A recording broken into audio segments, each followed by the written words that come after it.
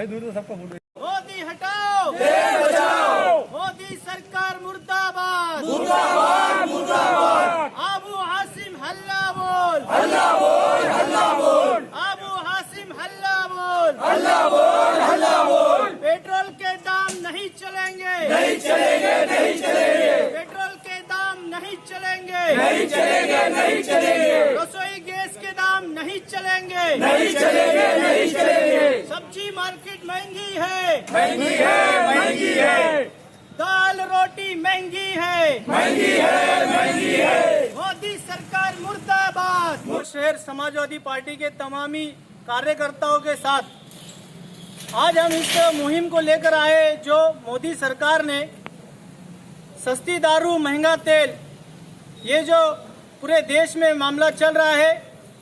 आज हमारे देश के अंदर पेट्रोल डीजल के भाव आसमान छू रहे हैं और हमारे शहर के और जितने भी हमारे देश के ऐसे नौजवान हैं ये भूखमरी से और तंग हालती से आज खुदकुशी करने के नौबत पर आ चुके हैं।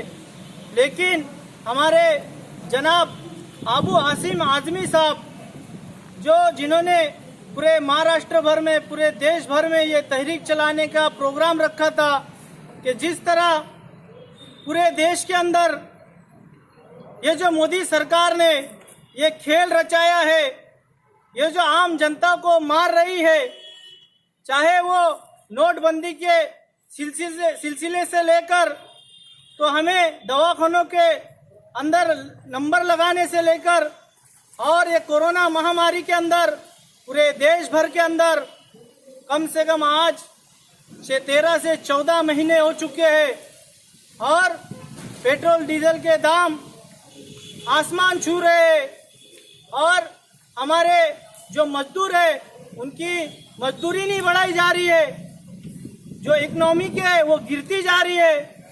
हमारे देश के अंदर जितने भी ऐसे कंपनियां थे वो बंद हो रही है, तो हमारे लोग कहां जाकर काम करेंगे और हमारे देश की हालत बहुत गंभीर होती जा रही है। हमारा देश खस्ता हालत में चला जा रहा है।